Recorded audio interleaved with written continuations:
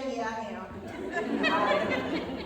I don't separate from my purse. It's symbolic, yo quiero dinero. So you all welcome, and thank you all for coming tonight.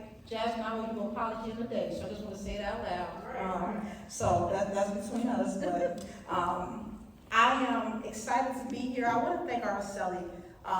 The ways in which she's put so much effort into this, the ways in which she's rounded all of you all together and all of us, and Midwest Mujeres for, just the vision and the audacity to bring women together and talk about money. So just want to acknowledge that. I want to start off tonight by acknowledging the fact that often when we are accomplishing our goals, many of us, we declare that we're self-made. And I want to clarify what that means. Self-made means, in its traditional sense, that whatever wealth we've gained, it wasn't because it was passed down to us. We didn't inherit the house, we didn't inherit the money, whatever it is.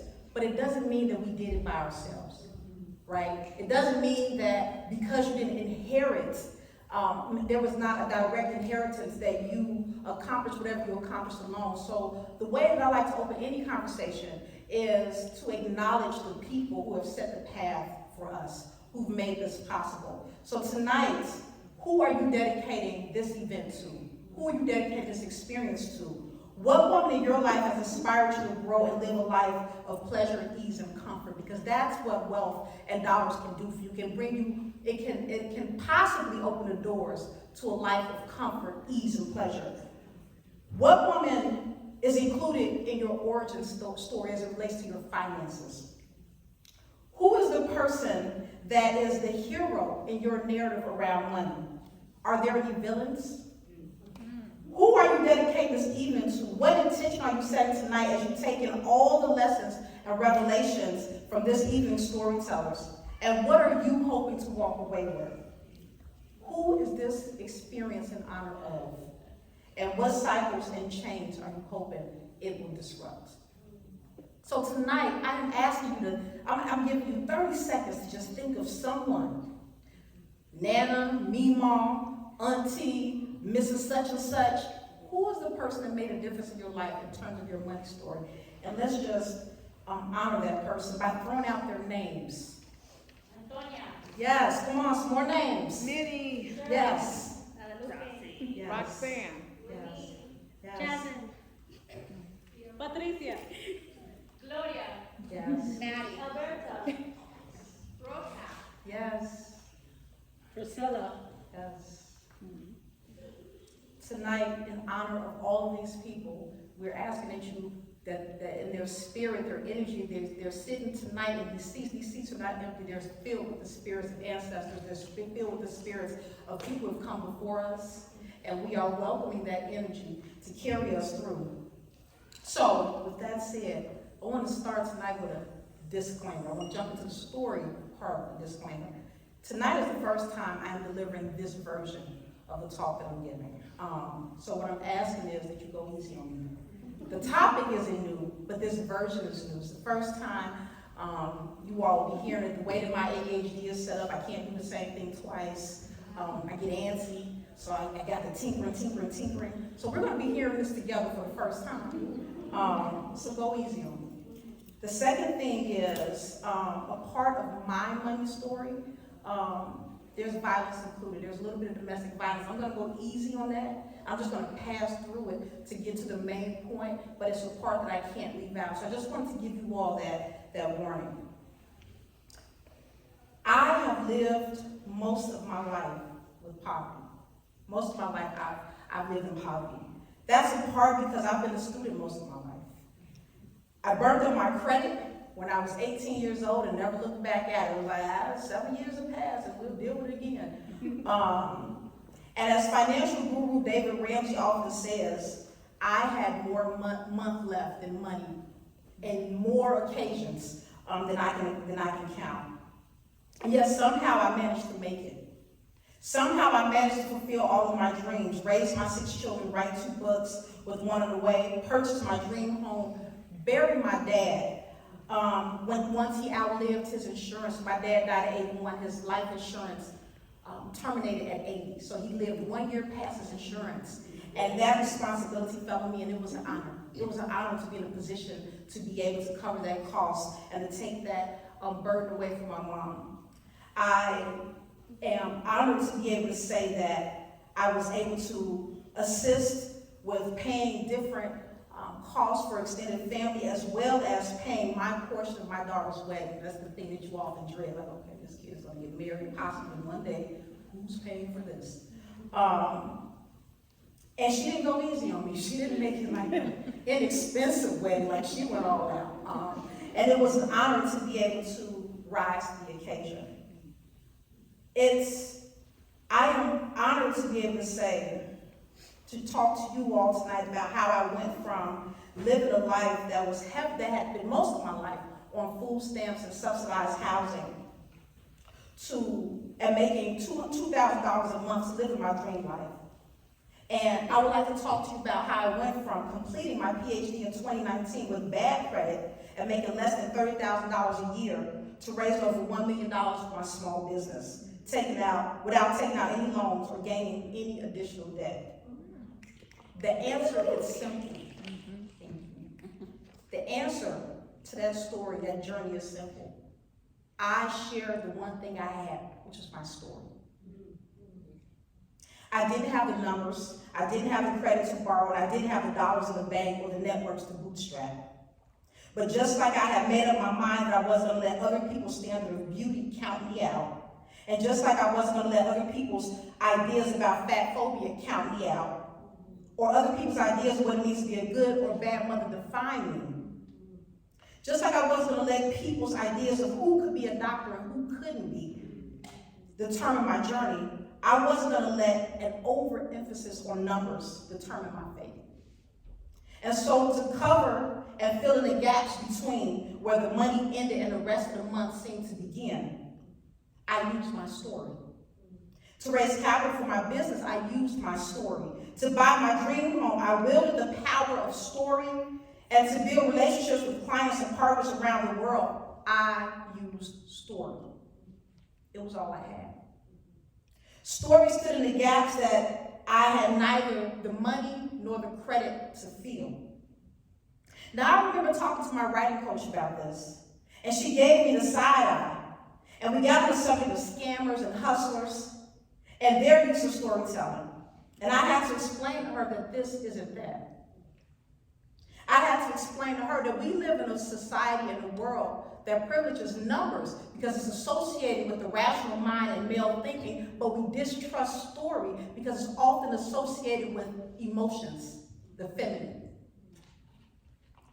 Now here's something interesting. I don't deliver children, I'm not a medical doctor, but I can tell you the first time I heard the word oxytocin was related to childbirth. Oxytocin is what people often call the love hormone, right? It is the thing but ironically, it's the thing that is released in the brain and goes into the bloodstream to help facilitate the delivery of childbirth. And yet, oxytocin is the same hormone that is released when we're listening to a story. So this thing that we often associate with the feminine, with childbirth, is often the same thing that's used to build relationships and to bring strangers together. It's the feeling that comes about when someone hears a story that they can relate to, and we're able to build community around it. So this idea of the story being feminine is not an outlandish one, because often the first time many of us will hear it is associated with birthing children. Here's my challenge to you tonight. In the same way that most, if not all, life passes through women, or the reproductive makeup that has historically been associated with the female body, numbers often only make sense within the context of story. They are not the entire story, they are a piece of the story. Think about it. I can hand you a piece of paper with words on it, and if I do my job right, it'll make sense to you. But I can hand you that piece of paper with numbers on it.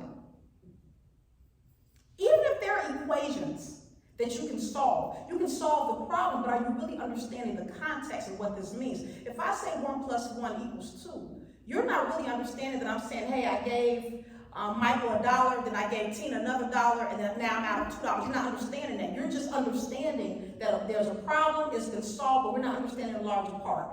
Story helps us do that. Story allows us and gives us access to things that numbers only gives us glimpses into. And I share that with you because math is always part of the story. It's never the only story.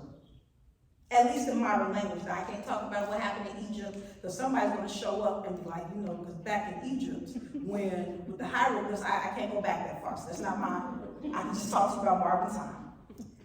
So it's those numbers within the context of personal statements and references. So think about SAT scores and someone applying to graduate school.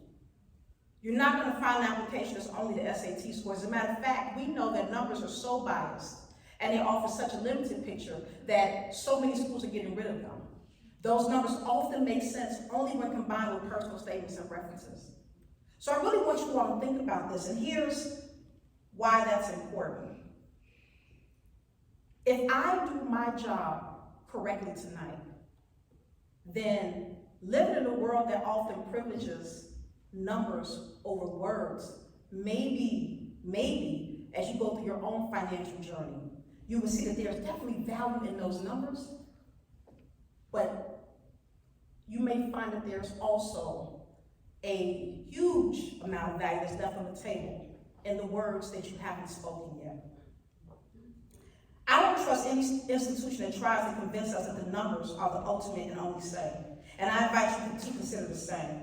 And yet, so many of us struggle to pursue our goals and our dreams because in our minds, we have bought into a system that has bullied and intimidated us into believing that we cannot have access to the lives that we want because our numbers aren't right. We drank the Kool-Aid that told us that we are barred from and cannot begin the process until our credit scores is a 650 or a 720 or until we save 3 months of our income. Yes, those things are good, and we will get there. But is your story together? If you believe in God or you meditate or you journal, what's the story you're telling when no one else is listening? If you believe in yourself, what is the story that you're telling? What are you praying about? What are you saying out loud and privately that you deserve? And what are you communicating to those around you? I remember some years ago, I heard that I was really surprised. I was a grad student, and Egypt had overthrown a regime. And I don't know if it was 2011 or 2013, but they did using Facebook and Twitter. They weren't tweeting out numbers. It wasn't the numbers that overthrew. It was the story that was being tweeted. I remember reading that while Martin Luther King was struggling to get his words together for his March on Washington speech, Mahalia Jackson, I'm not sure if she whispered or she said it out loud, but what she said was, tell him the dream, Martin. A whole entire movement was started because a man had a dream, not because he knew statistics, not because he was like, here's my credit score. It was the dream. If movements were started, if regimes were overthrown because of the stories that people tell, what makes you think you can't buy that house that you're looking for? What makes you think that you can't finish that degree? What makes you think you can't build that company? If people can rally folks around a dream, what makes you think that your dream is any less valid? So, here's what I want you all to think of, the way that we've been kind of operating in this world. I don't know if you all have ever seen that the movie, The Temptations. Raise your hand if you've seen it. Okay. So there's a scene that David Ruffin, when he says, they come to see me. And Otis said, they come to see the Temptations. And David Ruffin, y'all know what he said. Ain't nobody coming to see you, Otis. You wish that you could work it like I do. Without me, the Temps ain't nothing but a group in search of a David Ruffin. Can you imagine somebody telling you that? I think that's the relationship between numbers and stories. I think numbers show up and tell story. Ain't nobody come to see you story. You wish you could work it like me. But without me, you are a story in search of numbers. But it's the other way around. Numbers rely on story. When you're buying that house, I remember when I purchased my home, there was another family bidding for my home. And we have a wheelchair accessible ramp. And the family had a child that was in a wheelchair. We don't have a child in a wheelchair. But by the time I finished explaining to them why this home meant so much to me, by the time I talked about the intergenerational work that I want to happen here, how I want to open up my doors to talk about women and wealth and invite the community, how I want this home to be a staple in the community. It wasn't our numbers that separated us. It was story. So now, here's what I want to talk to you all about. So my goal was, I was supposed to come out here and tell you my story. Then I was like, I know there are skeptics. You know, sometimes you got to address the issue that's under the issue. And I can come out here and start talking to you about story, but if you don't believe in the power story, if you're a numbers person, you know, I had to bring you around to where this conversation is going tonight. I had to kind of establish the world that we're moving in. Now I want to tell you a little bit about my story. Some years ago, I heard T.D. Jakes say that when you find your purpose, you don't have to chase money. Money will chase you. And so that was the day that I stopped worrying about money. And I started trying to figure out who is Sagashus and what impact do you want to make into this world? What footprint do you want to leave? When someone is giving your eulogy, what do you want them to say? At that point in my life, the only thing somebody could say is, here lies Sagashus, somewhere crying, spend most of her life having babies and crying over some man. That is not what I wanted my story to be. I'm just going to keep it 100. So I started trying to figure out, what is my purpose? What is my calling? What is it that I can do to make myself make a difference in this world? And so what I want you all to think about is,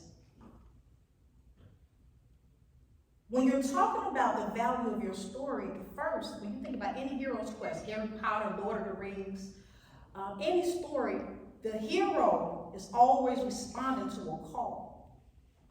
What is the call that your life is responding to? What is this thing that's either inside of you or outside of you? Now here's what's important. When I'm coaching women on one-on-one, and we're talking about women being heroes in their own story, we use that word hero, but we're talking about an issue that's much larger than you starting a nonprofit, running a business, whatever it is. We're not talking about heroes anymore, we're talking about respondents. You are responding. And your job is to invite other people to help you respond. Now, the word hero is replaced with primary respondent, because here's the thing. Here's what's important. When we talk about respondent and response, we're talking about responsibility. There's a calling, there's a passion, there's a purpose, and now, once you've responded, it's on you now. And it's on you to rally people around that calling, that mission, that purpose.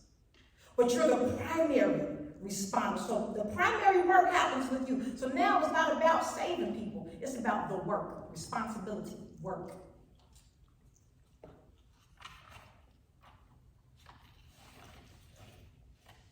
I want to talk to you all about what happens after you take on that responsibility. So for me, one of my biggest calls in life was, my brother and I had gotten into a big fight in Chicago.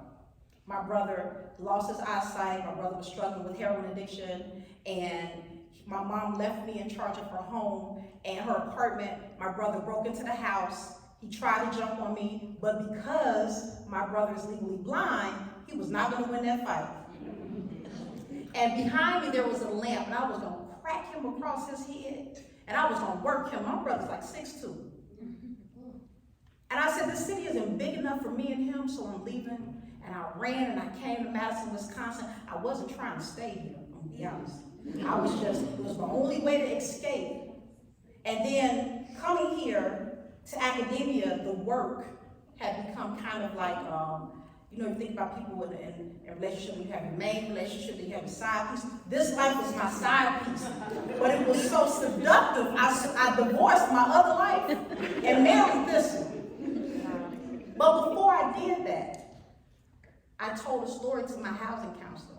I couldn't afford to pay my rent. They said, well, why couldn't you pay your rent? Well, I gave it to my drug dealer boyfriend to flip it. My goal was to scare them because I was trying to sabotage myself. And they said, oh, sound like you don't need to go back to Chicago. Sound like you need to be on a payment plan. Sound like if you're gonna sabotage yourself, it won't be us helping you. Me telling my story. I didn't have the money, but I had the story, and I was trying to sabotage myself. I will always thank Eagle Heights and the housing complex and the daycare there for getting me through, because I wouldn't be here if it wasn't for those people, because I would have allowed myself to go back home. I was trying to sabotage myself. So, creation. I want to talk to you a little bit about creation. That was an example of how I had created when I did it for myself. But when you're responding to the call, the job is to build out a process that calls something into existence. So it's your job to birth out this thing. And however many doulas and midwives and whatever else you need, that's what you have to do. But it's just your job to create and make sure this creation is brought to full term. For me, one of the things that I wanted to do was to build a space where women can talk about money, power, and sex, and becoming heroes in their own stories. I wanted to create the Hogwarts for infamous mothers. My Chicago accent, I probably didn't say it right. Hogwarts. Where Harry Potter went to school. I wanted to do that for badass moms to do extraordinary things. And I had to call forth an image and create an image in people's minds, because I didn't have the money to do it. I had to get people to see what I saw. I had to get people to respond to that image by creating an image in their heads. And over time, I was able to start getting what you will call sponsors. So that allowed me to build a small company debt-free, because there was an image that was created that people bought into and they believed in, and so they started responding. Where did I get the idea of a sponsor? My mom couldn't afford to send me to a $5,000 Catholic school, so she sent me to a $20,000 boarding school. Now I want y'all to hear that. She couldn't afford to send me to a $5,000 Catholic school, she sent me to a $20,000 boarding school, and by doing that, I was able to get a sponsor, and I learned, being involved with that sponsor taught me that that in some ecosystems, money isn't the primary currency. It's about the values that we bring to each other. So that's the first time I heard about sponsorship was through that. I want to really flip and go on to currency. What does currency mean? Often when we think about currency, we're thinking about money. But my dad, I grew up with a dad who was an addict. And I'm going to tell you one thing about a person that's an addict. They're going to get high every day. Every day. Every single day. And my daddy got high 2-3 times a day. And I'm never ashamed of that, because my daddy was always more than his addiction. My daddy loved me, he took care of me, he was a lot of things. And one of the things he was an addict. And what I can tell you about my dad and his addiction is he never lied. He told women, this is who I am, I have multiple women, etc., etc. It was a very crazy lifestyle that he lived. But what I noticed is, the currency that his world dealt in, it was truth, it was companionship, it was sex, and then it was money. So what that taught me was, in these two worlds, if money is not the primary currency, what is? It's the idea of bringing value to other people.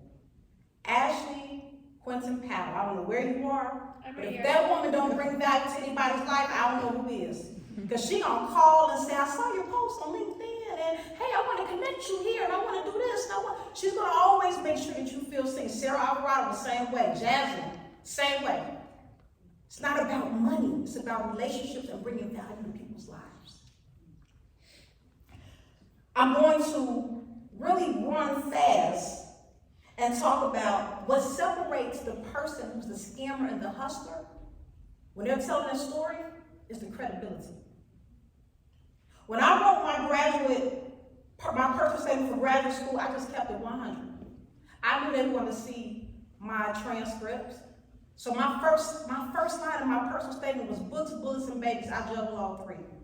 Because you were going to see that I had a D somewhere, a C somewhere. I withdrew. I withdrew from semesters. I dropped classes. You were going to see all of that. But what you weren't going to see is that I was a finisher. You weren't going to see the bullets I was dodging, the babies I was handling, how I had to take this train and that train. You weren't going to see that time that my partner put a rope around my neck and left me for dead on a pile of urine on the floor. And I got up and I cleaned myself up. And I went to class because I knew that was my only way out. My transcript wasn't going to tell you that, so I had to tell you. What you're going to know about me is that I might be late. I'm notoriously late. But I'm going to show up and I'm going to finish. And so I wanted you to understand that I am consistent. I wanted you to be able to put your money behind me. I wanted you to understand that the numbers on the GRE is not telling you the truth about me. I wanted you to understand that by the time I'm done with you telling you my story, because this is only telling you a piece, if I don't want you to know anything else, I want you to know that I'm a good bet. Take a risk on me. Try me. Put your money behind me, because when you support me, you're going to support 6 kids, and then you're going to support an entire movement. And I've dedicated my whole life in this city to making good on the promise of the people who have supported me. I've dedicated my life to making sure I live the kind of life that when people who haven't seen me years and say, I sold it to that woman. And that's not what a credit score can tell you. So here is my takeaway for you tonight. I'm telling you a little bit about me because I'm not the only one. Everybody here got a story. Everybody here has a calling. Whether it's coming from within or it's coming from without. Everybody in here has the ability to create something that's bigger than you, because that's how you rally folks and get their investment. It's not about you, it's about the mission. Everybody in here has something of value. It's not always about money. And everybody in here has the ability to move in a way that people can acknowledge you as a credible person. Credit is only one piece of your credibility. But credibility with the big C is about your overall identity. And the most beautiful thing about telling your story is that you get people, you invite people to rally around the entire identity. So before we end this piece tonight, here's what I want to tell you. Tonight, all of these beautiful people who are coming to the stage are going to tell you some stories. They're going to be vulnerable and they're going to tell you their truth. And our hope for you tonight is that when you leave, that you're a little bit more comfortable with telling yours. That in a world that often privileges numbers and stops people from accomplishing goals because it's all about numbers, that you understand that your story is as valuable as anything else, and your story will put you in rooms that credits and dollars won't allow you in. Thanks, y'all.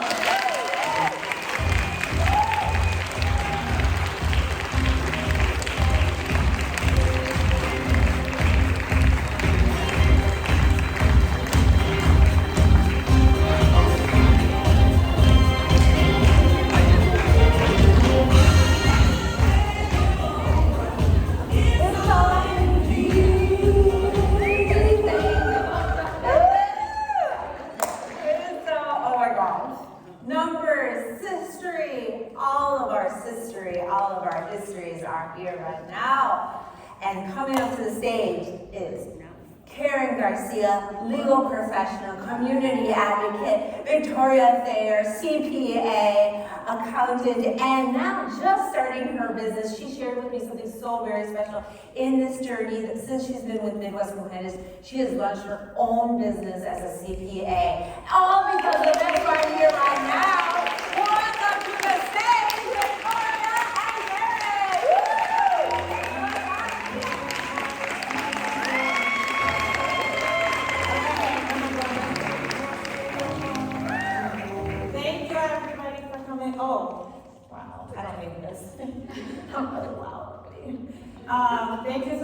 coming out today. Again, my name is Garcia. And I say, Yo Quiero Dinero. And I don't mean like yummy, yummy, give me money. What I mean is let's talk about it. Let's normalize talking about it. Because if we can do it here, if we can do it with our friends, then we will be able to better advocate for ourselves when we are asking for a raise, when we are asking for a promotion.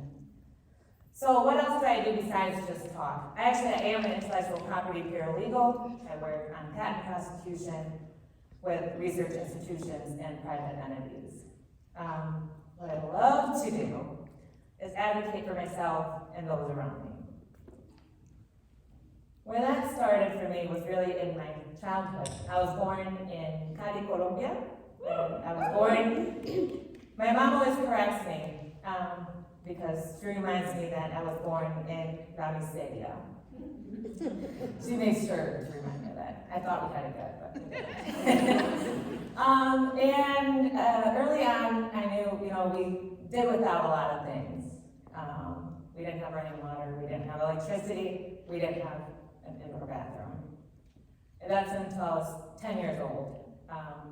At that point, my mom was my biggest advocate. And she let me come here to the US. Once I came here, I upgraded from La Miseria to poverty. So now, I moved on up, and that was a really good feeling. My dad struggled, he had his own struggles, and at times we were homeless. And him being a male with kids made it a lot harder to get into a shelter. So yes, there are single fathers that are raising their kids that do become homeless and need a shelter. But that's okay, because this is when I learned that I was privileged, because we got a hotel voucher. And we were now at a nice hotel off the Beltline, off of Gavin Road, that had a vending machine, so I was privileged. But we did find low-income housing, thank you, Madison. But all along, I always knew that my goal was really to reunite with my mom, and that was always the goal. Even having my first child at 16, that didn't change the goal, and I think that really reminds us that it doesn't matter what it is that we go through in life. It doesn't change our vision. It doesn't change our goals. It doesn't matter if you're a mom, a young one, or older one. It doesn't matter. By the time I was 17, my vision was very clear that I wanted my mom here. And that's when I put my plan in motion. I was 17, and I knew that I could apply for her at age 21. So I had 4 years to graduate high school, college, get a full-time job, become a U.S. citizen, and bring my mom.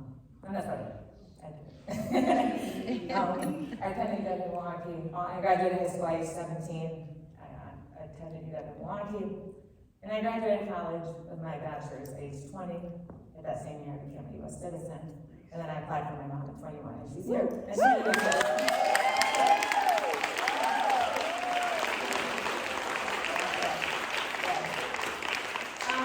So after bringing my mom here, I continued to work in the legal field. I worked in IP for 10 years. And I think that a lot of people can relate that it just depends on how you look at your work. And up until then, my work had a purpose, right? I wanted to bring my mom here, and that's why I needed that job, right? And so I kind of, after I brought her here though, it kind of took that need away. It took that connection from my job. It took the purpose away. I was doing the exact same job, right? The job hadn't changed, but it was how I looked at it, how I looked at the job.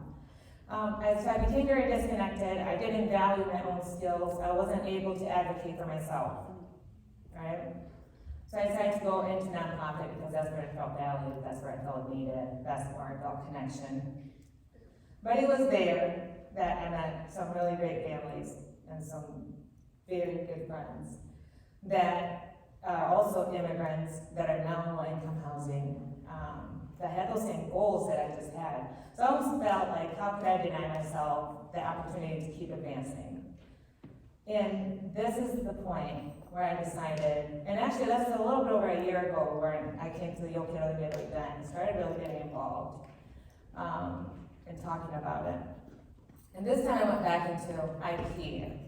But this time, when I went back, it wasn't like the first time when I took that first job in legal work, where I needed a job because I needed to sign that form because I wanted to bring them out here. This time I looked at it differently. I didn't need the job. This time, I wanted that job. I wanted that job because I knew that I could do better. I knew that I could earn more, right? So this time I didn't go in and I didn't just ask for what I needed. I asked for what I wanted, right? And that is why I am here today. And that's why I say, Yo Quiero Dinero. So thank you everybody for coming.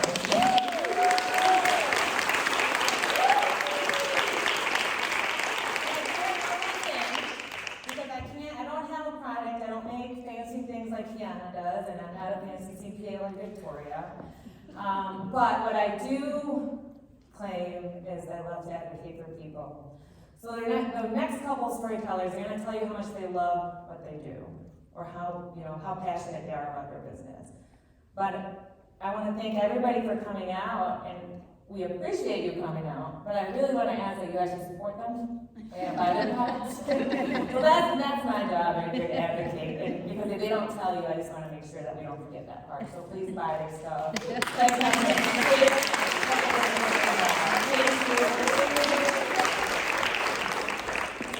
Awesome. So nice to meet you all. My name is Victoria Thayer. I'm a CPA. So yes, thank you so much for sharing your story. How amazing. You are amazing. Thank you so much for everything you do. So a little bit about me. So I was born in Venezuela, and I was a little bit similar of a story. So my grandmother was a maid, my mom was a maid, and I for some reason thought that all of that, my background, was really defining me. I thought, well, the next logical thing that I will become is a maid. And somehow, through books, through education, I could see myself like, hey, I can break that pattern. I can actually become something different. I don't have to continue the same path. So that opened up a whole new world. I was able to get a scholarship to come to the United States. I actually studied chemical engineering. And then later on, I discovered my passion for business and client interaction and helping small business owners. So that was a huge new change for me. However, when I came to this country, I barely spoke the language.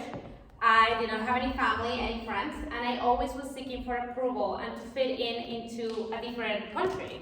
So every time I tried to join groups and try to fit in and try to talk how they talk and try to avoid using my accents and things like that. So I continuously tried to do that throughout my college career.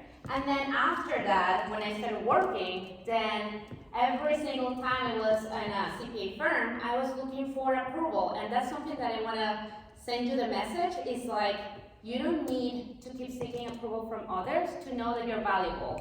That you have a message and that you don't need approval from a bigger brand name to support you and to tell you and give you a pat in the head saying hey, you're doing an amazing job. And I'm telling you that because that was me. That was me just a year ago. I was working a lot of hours, doing all this extra stuff just for someone to pat me in the head and tell me, hey, you are good. You are doing a good job. And finally, I came to the realization through all these seminars to attending a lot of events just like this one, that I do have value.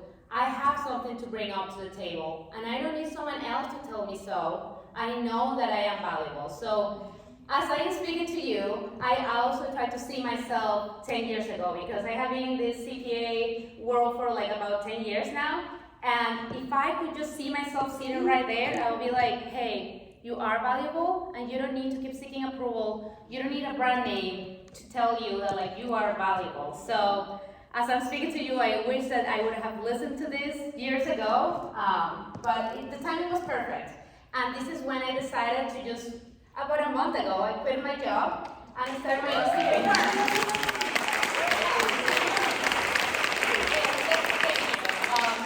It is very rewarding and definitely I think that I finally found my purpose because again, as Karen was saying, my passion is to help others. And I think that we all need to seek our own talents and our own gifts and really focus on serving others with those talents.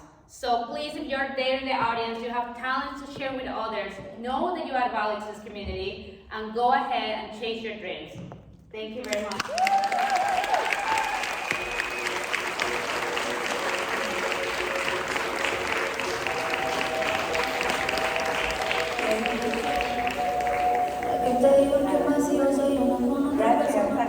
to that.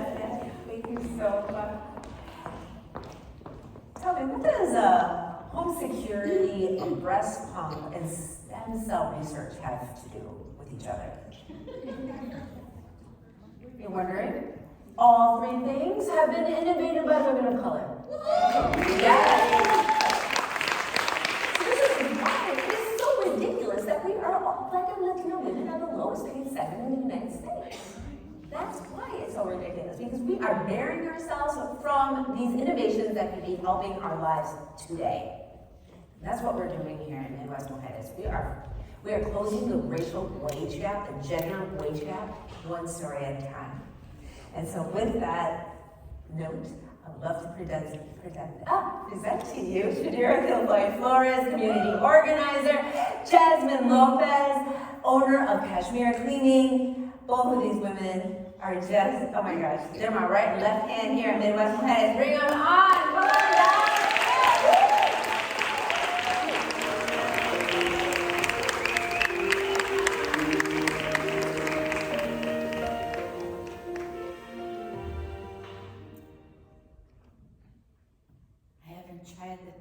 The microphone.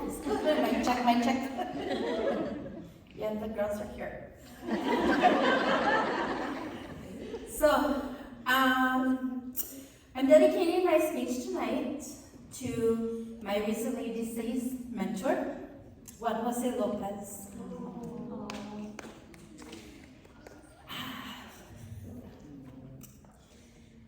I am who I am, and I do what I do because of him. Yo quiero dinero for freedom. I truly believe that we need to be the change that we want to see. It's much more than a motto. On March 6, 2015, my neighbor, Tony Robinson Jr., was murdered by a police officer less than 200 yards from where me and my children live, here on sacred stolen Ho-Chunk land. He was my daughter's best friend, my friend's son and grandson, and his death was very profound in our sense of safety, and it led my professional journey trajectory in a very different, but also specific path. I experienced a mind shift change, and why it was important to feed my soul rather than feeding my pockets. We're both criers, so we're going to cry here. And this is my first time with lashes. So if they fall off, I'm in good company.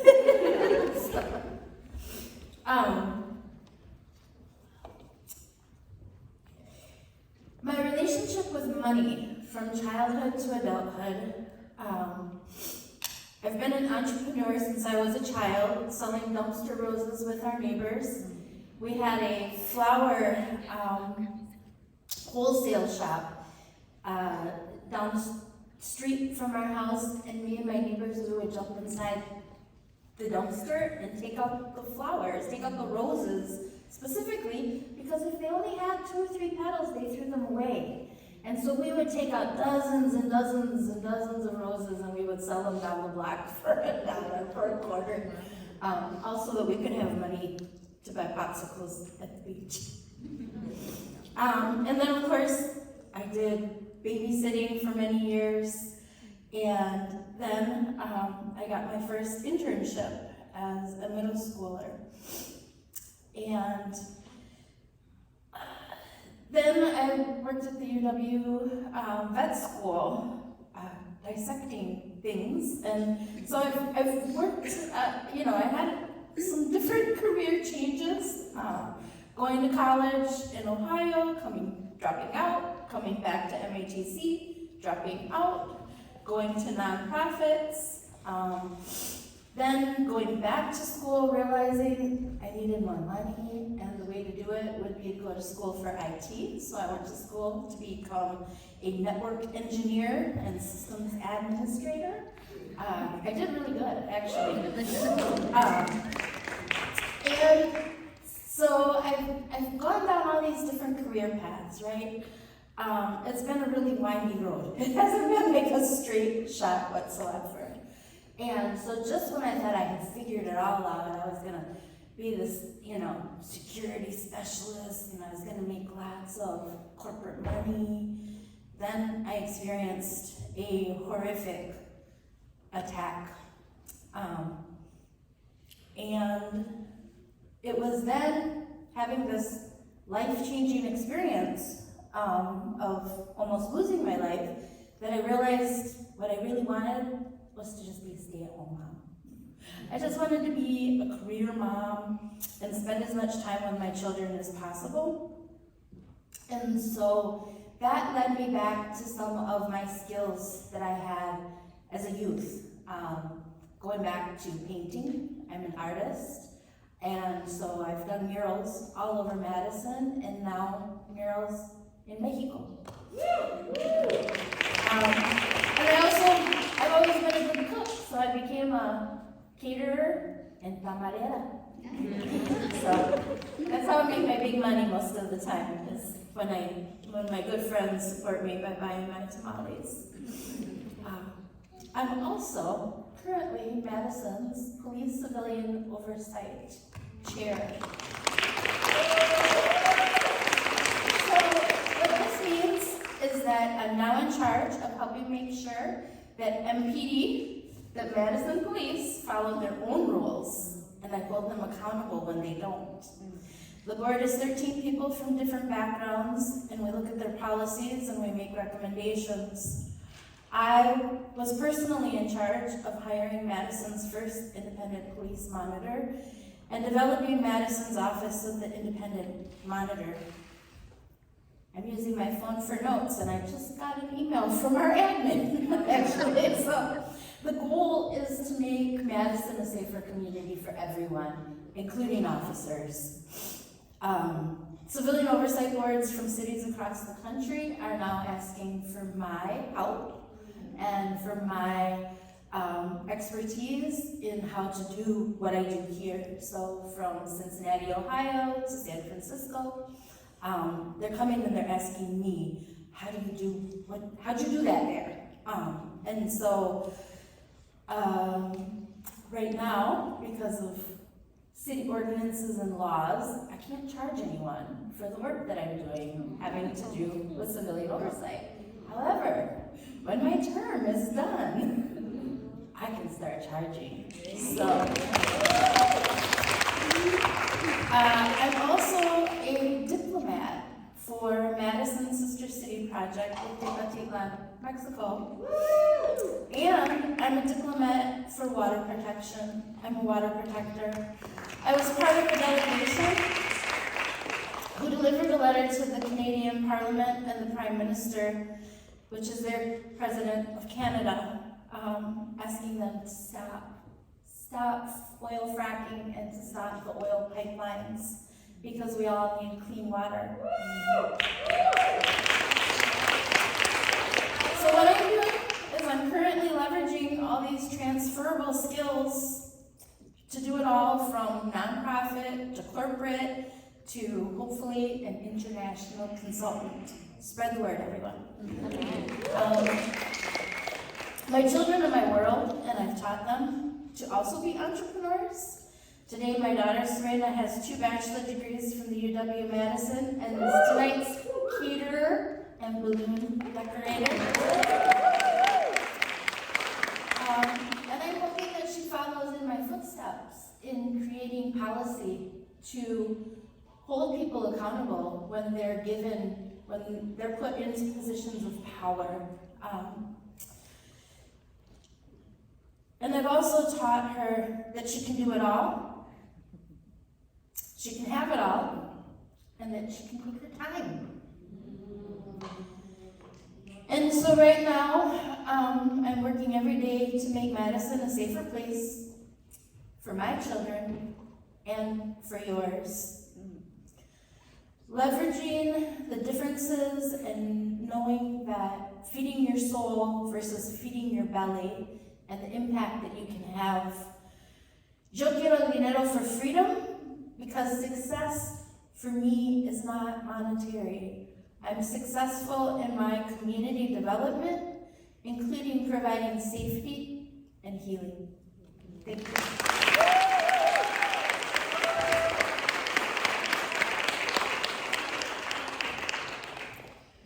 Hello, my name is Yazmin Lopez. I think me and Katie are together. Me and Katie are together on this because we both have the same values: social justice, racial justice, environmental justice. And one of the things I want to talk today is very personal, and I had a lot of topics to talk about. Well, the main one for me will be why we need money, and why we need money as mom and as immigrant moms. What just happened in Florida was really, really bad. Sorry, I don't want to cry. But as a mom myself, I'm on their shoes, and I want every mom and every woman and every immigrant woman in this room to have enough money for the what ifs, because immigrant moms live on the what if fear. What if we are taken away? What if we have to move somewhere else? Or what if we need to hire a lawyer and we don't have enough money? When everything happened in Florida, I was really sad about it. Because these people didn't think about anything else but their own pockets, and they have their own pockets, and they affected lives of children, lives of communities. They destroy communities. So my goal for me is to hopefully, through some of my work, empower other women and help them to know and to understand that wanting more money, it's not about being greedy. It's about having that extra cushion that if something happens, yes, it's gonna be bad, but it's not gonna be as bad because we have a little bit extra that can help us to make it through the end. Every time there's a GoFundMe, or because there's so many tragedies that happen, I'm always divided because our community is so supportive. We sell tamales, we do Zumba classes, and then we put all this money together to help our community.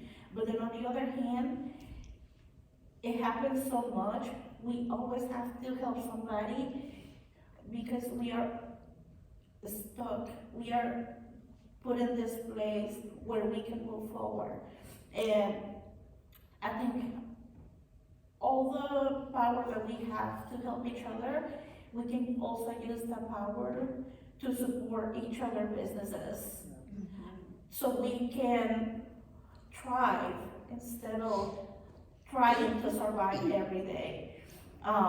It's important that our kids see us doing this work so they can have the tools to go to the next level. Because we are here because our parents left our countries, and now we are here and we can do better things. But now our kids are here established and they can go a little bit farther than what we did. So that is our goal, and that's the goal of this event, that you know that there's choices, that you know that you can start something from scratch and it will give you more than what you ever dreamed of. So I want to tell everybody, start that little business. If you sell food, if you sell flowers, if you sell candy, whatever that is, start and do it. It's going to be a little difficult, but it's going to take you somewhere else. Go and ask for a raise. We always do more work and we expect somebody else to come and tell us, oh, you earned this. We now have to go and ask for it. And as women, we are always told, calladita te ves más bonita. And that it's not true. Can't be silenced anymore. Like, I don't care if I look good, but I'm gonna go and I'm gonna take what I deserve. We have so many children that are going missing. And every day on Facebook, there's a new face of a new child. And we need to know why is that happening. It's because at home, there's a struggle, or there's something else going on outside that we don't know about. And money is gonna be the tool that's gonna help us to improve all those things, because sadly, this is a world of money, and we have to learn how to use it and how to make it work for us, because right now we are working for it. So what I want to tell everybody here is, let's get to work. Let's put this money together. Let's support each other. Instead of going to Walmart, ask your neighbor if she's selling t-shirts and buy from your neighbor, because the money is gonna go back into your community. If you give it to Walmart, that money is gonna go to the CEO. And just what I want for everybody is to be supportive of each other, and make money together so we can help our community. Like Shady said, we have so many issues with the environment, social justice, and we can't support the people that are working for us because we lack the money. So we have to put our money back into our communities, and that's what this is about.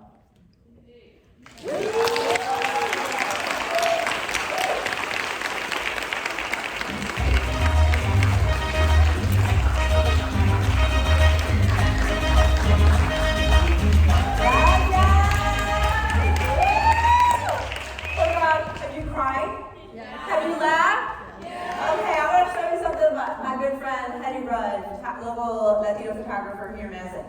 Whoosh! All right, bring your arms up, because I know you've been tired. Whoosh! Yes, release. Cut those cords, because I want your hearts to be open. Open. Yes, you've been listening with your heart so fully. Thank you. Sometimes we gotta go whoosh, because all of that, tears, all of that, so important. It's so very, very important for us to hold into this. I am not here to convince you that racism and systems of oppression exist. Somebody told me, is this going to be another bitch fest against white people? No. I don't need to convince you of that, because these storytellers are going to inspire you to take this fight on your own. So every time that you see a barrier for a person of color, you're going to take that brick off. Because you're going to remember these women who reinvented themselves using their innovation, their wit, their ganas, their desires, their dreams. And so, without further ado, let me welcome to the stage the last two dreamers that we have coming up, which is, oh my God, Robbi Dominguez, fitness instructor, your gym bestie, business owner, and Qiana Holmes, owner of Village Girl Boutique. Come on down!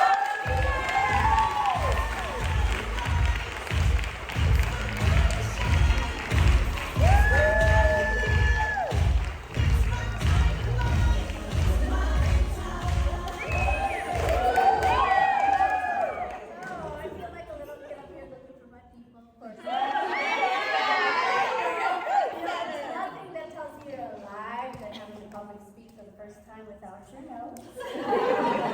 So bear with me. I am so honored to be up here on the stage telling you my story. Thank you for being here tonight. I am Robbi Dominguez, your gym bestie, and my business is that I'm a personal trainer. Every day I get the pleasure to work with people who have decided to better their life, to make a change in their health and wellness. My motto is decide, commit, and succeed. So when my clients come to me, they make a decision to focus on their health and fitness. They make a decision to make a lifestyle change. And when they make that commitment to themselves, with me by their side, they will succeed. You see, I will become your biggest encourager, your biggest motivator. I'll bring the motivation when you don't have it. I'll hold you accountable. I will tell you that when it's hard, you can still do it. And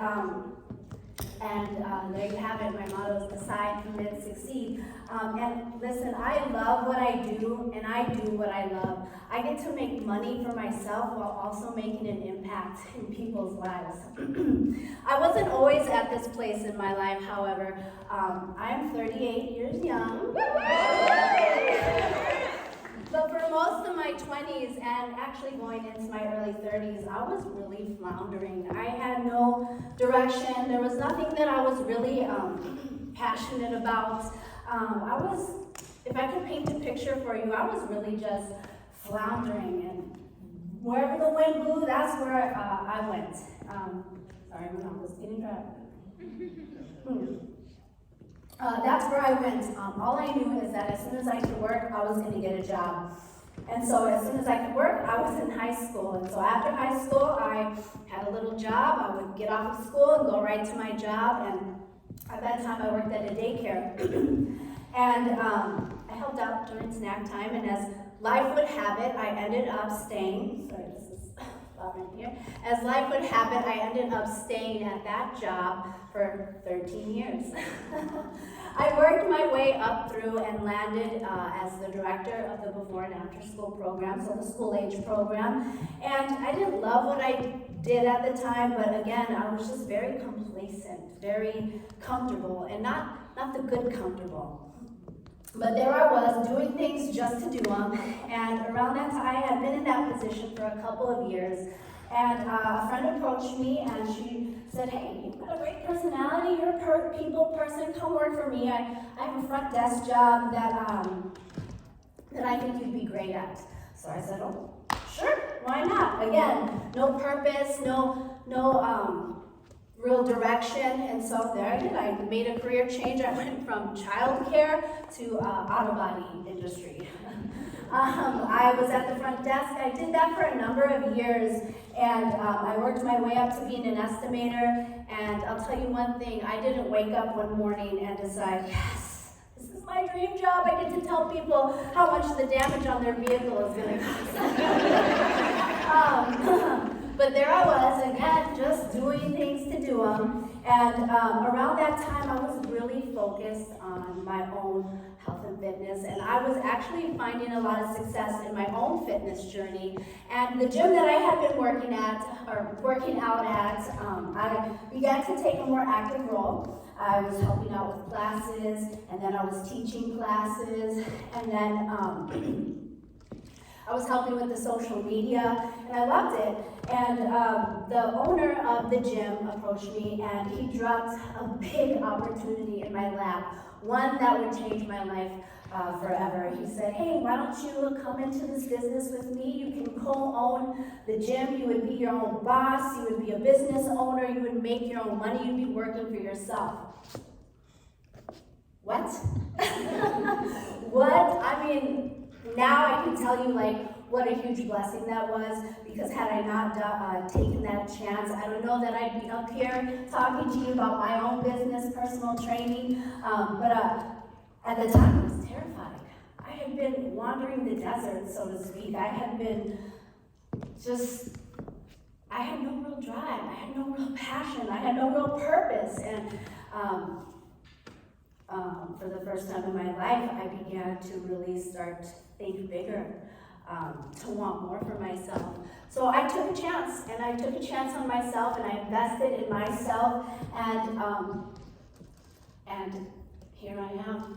And it's been a wild ride. I've really grown through a lot of the setbacks, and you grow through what you go through. But Yo Quiero Dinero to me means thinking bigger. It means wanting more for yourself. It means that, if you want something, you can have it. Reach out and take it. It's yours for the taking.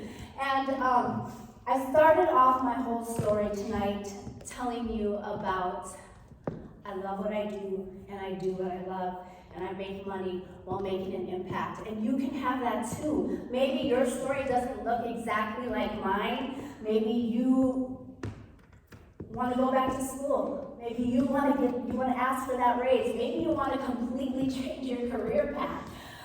Or maybe it is owning your own business. I'm here to tell you tonight that there is value in not being afraid to take the leap. There is value in investing in yourself. It's not just for the person next to you. It's not for the people around you. It's for you too. Reach out, grab it, take it. Again, I love what I do. I do what I love. Decide, commit, and succeed. Thank you again for being here tonight.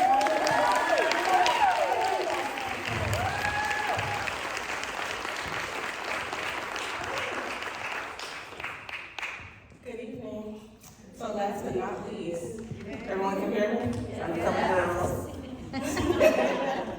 Hi, I'm Qiana Holmes. I'm owner of Village Girl Boutique. Village Girl Boutique is dedicated to exemplifying culture through confidence, through culture, through African fabrics and accessories. A little bit about me. I know it's hard to tell a little bit in like 5 minutes, but a little bit about me. So I was raised in a small town in Louisiana by my grandparents and plenty of cousins in a 3-bedroom house that was a little cramped, but in a 3-bedroom house that my grandfather built by hand upon returning home from serving our country. My grandmother was a stay-at-home wife and mom. She got her finances from my grandfather and from the pecans that she sold from her pecan tree. By the time I was 10 3/4, I remember this exactly, 10 3/4, I was reintroduced to my mom for the first time. My mom lived all the way in Chicago, West Side, of course. Woo, there we go, West Side, of course. But my mom didn't want me to be a product of the neighborhood, and so she sent me way across town to Hyde Park. So for any of you who are from Chicago, you know that the radius from the West Side to Hyde Park. That meant that I had to take a bus, a train, and another bus to get to school every day. Mind you, I'm a country girl, and now I'm in the big city. I got swallowed up really quick. Oh my goodness. So I went to school in Hyde Park and navigated the city a little bit. Give me a second, get in there.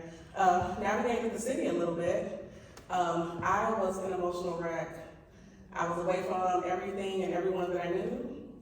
I wasn't talking, or my mom wasn't talking to my grandparents, well, I don't know. I hadn't spoken to my cousins for a long period of time. And I was in this new place, this very foreign place to me. I had never had to catch a bus, a train. You know, if you stay on the wrong train for too long, then it takes you places you don't need to be. Exactly. But I did pretty good.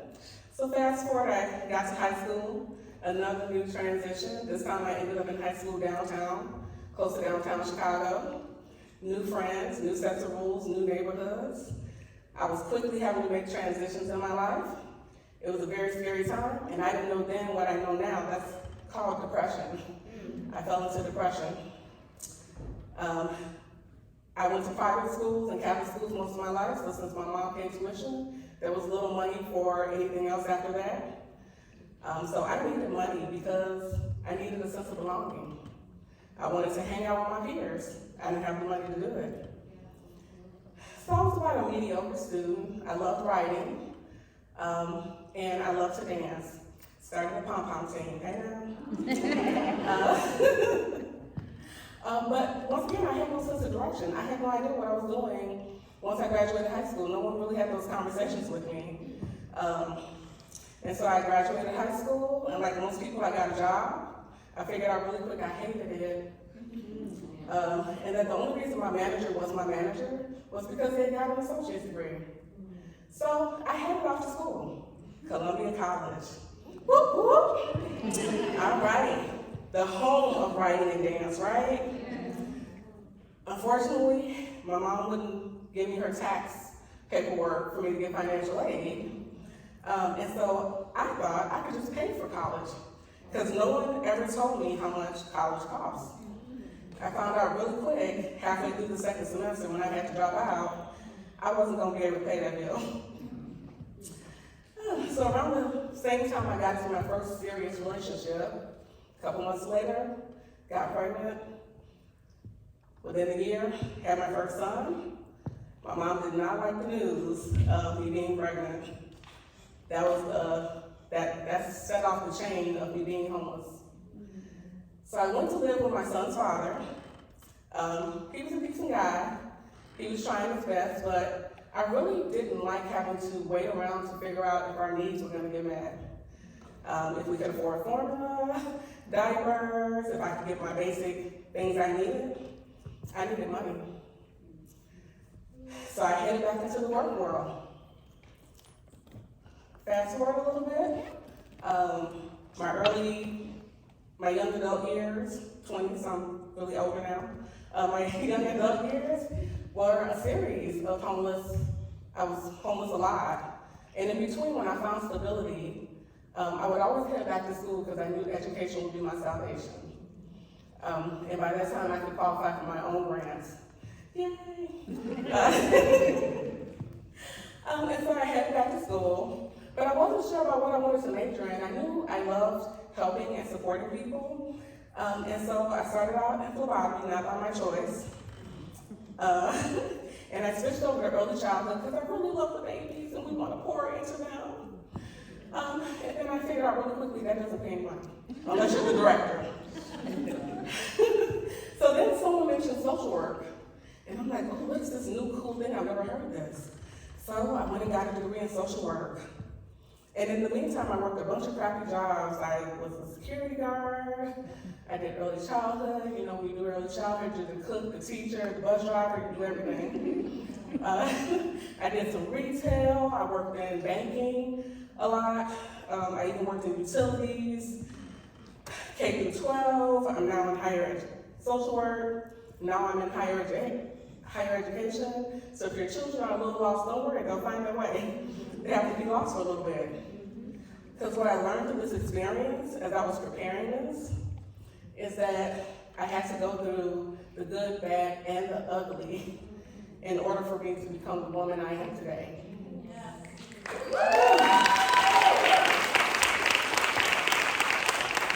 So I want money. All of us should want money. No, wait. I deserve money.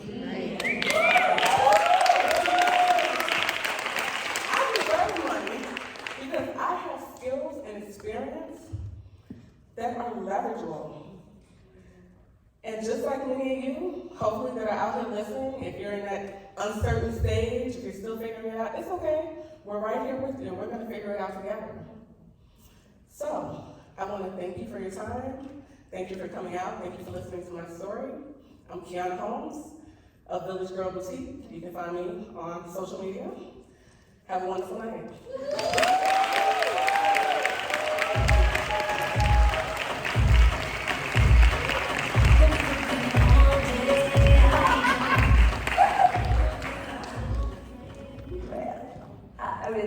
What I saw from the beginning to now, y'all, is such a transformation. Storytelling is such a powerful, powerful tool. Before I leave you to go tonight with a full heart, we're gonna do something.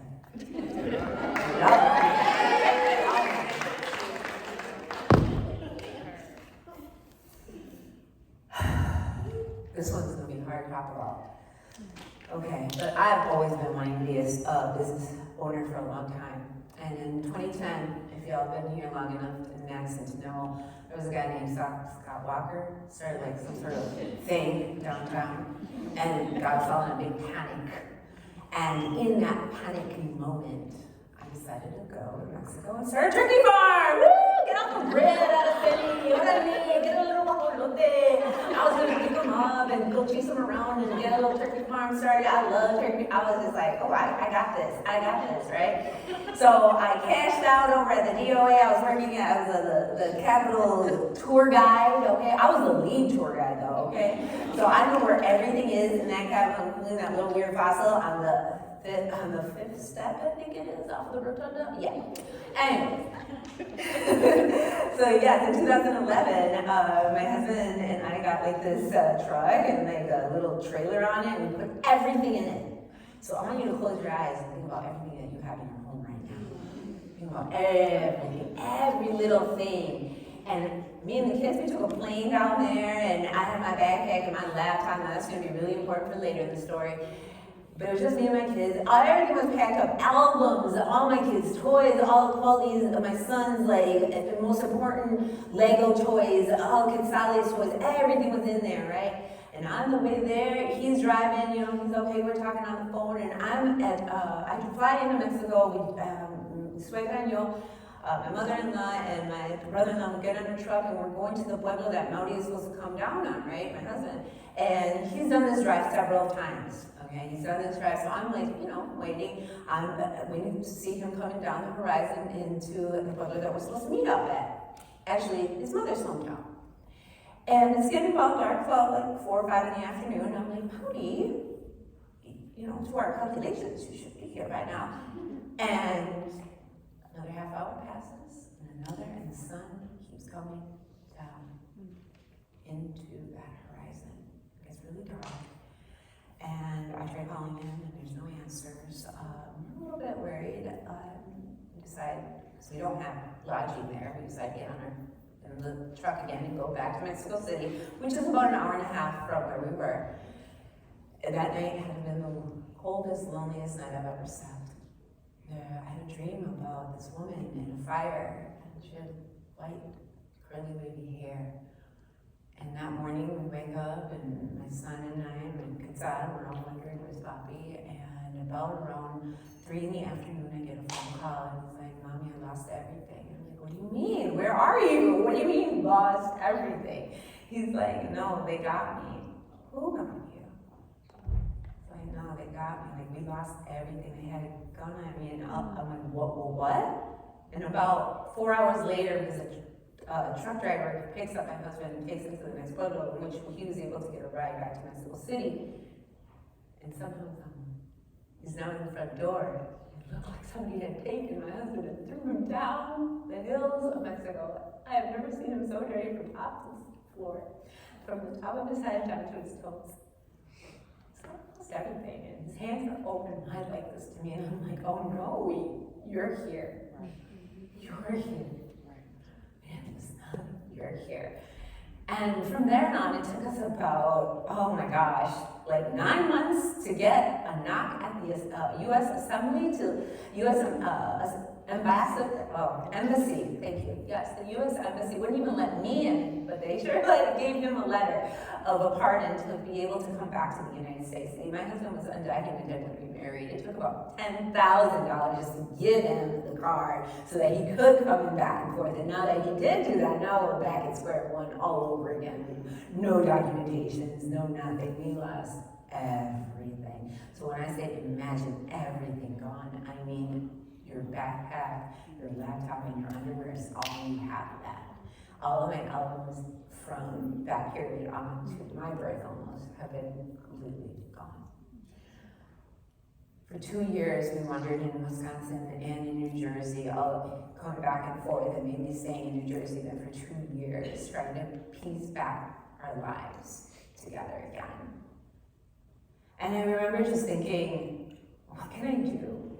Who's gonna care? Who am I? I'm trying to get back to the workplace. I have this huge gap now. That education doesn't mean much when I'm still Latina. You can't erase my first and last name. I'll still get paid only 55 cents to that dollar. And all of these people cannot even pronounce my name, don't know who I am. I'm in some other city now, in a whole other state, trying to start over. Doubling, which is really being homeless. I really lost a lot of hope in those years. But one thing that kept me going was that little laptop and a little thing called writing and a little thing called social media. And all of you who are sitting here right now are part of that journey. You all have, one way or another, have given value to my story because I utilized my own platform, and from that, I just started writing and then decided to go and get another degree. So I went and got finally a degree that I wanted, which was my MFA in creative writing, and decided to become more published. Yeah, thank you. It was a lot of work coming back from that. It was a lot of work because losing everything is it makes such a huge impact. Every time you have to re-buy something that you knew you had, but now you have to get it again. It's a tragic thing that keeps on replaying, and there's a lot of post-traumatic stress disorder syndromes that happen, and they happen in the weirdest moments. Like you're back here in the US trying to do regular things like buying food, buying coats, and all of a sudden I didn't have a coat. Have those coats anymore, the ones that I had stocked up, because if you're from Wisconsin, you stock up 4 or 5 coats every season for your kids, and I've none anymore. So 2016, we come back to Wisconsin again, almost with nothing, and that's when I started the journey of myself, and looking deeply into myself, of what I wanted, and what I wanted and needed was more value, and that's when I started the Midwest Mujeres, and that's where the ideation became reality. And all of you here have been part of that journey, and I just want to thank you with the biggest heart for you coming out tonight, for all of you who supported me. I see so many of you in this audience right now who have given their time to me and to all of these women to grow this platform, because one thing that we're going to fight back against the oppression and those systems of oppression that keep us down is our stories. Because those are going to put those tropes, those lies, up on their heads. Because this time, I want money, not just for me, but for all of us. Gracias. Yo quiero dinero.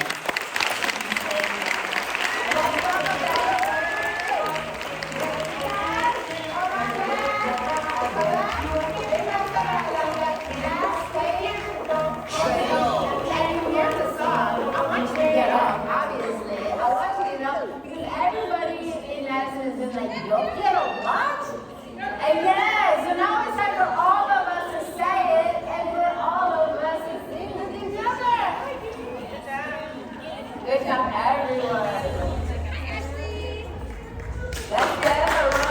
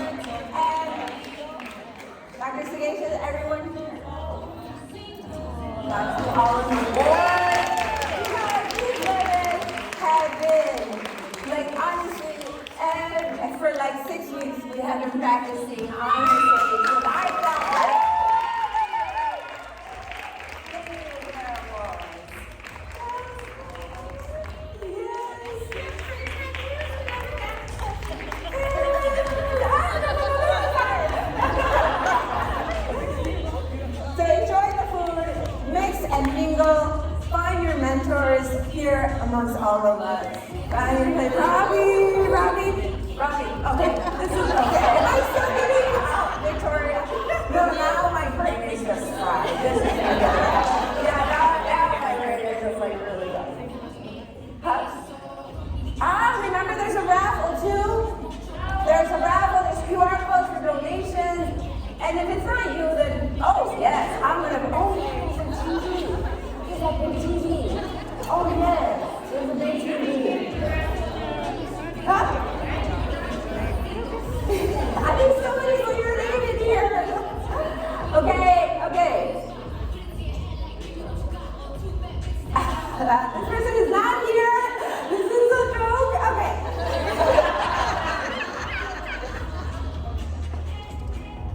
Qiana Williams. Fish as she wrote. Thayer Williams. Qiana Williams from Fish as she wrote. I got your phone number. You want to be? Yes? Wait, is that you? No? I thought it was Cardia, C-A-R-I-A, Williams. No, are you not here? Okay, somebody said they should be here. Well,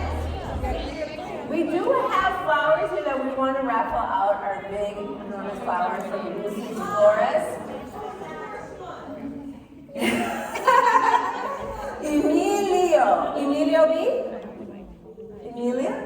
Emilio is not here. He will not win flowers because this is his last year they're going to win the flowers. Bonita Núñez.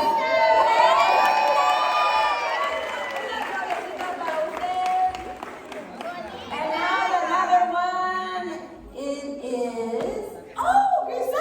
Grisel Argento. There you are. Okay, so these beautiful flower sets are yours to have. Why don't you come back up to the stage and pick them up? Now, ladies, you've been in the audience. Some of these women came from last year's conference, and now they're here on the stage. Look us up online if you want to be on the stage next year. Thank you all. Thank you.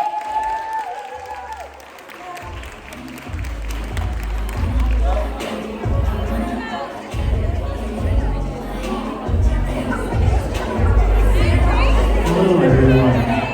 Just a friendly reminder, please take your trash with you, dispose of it out in the lobby. Please clean up after yourselves and then enjoy the rest of the food and drinks out in the lobby. Thank you very much.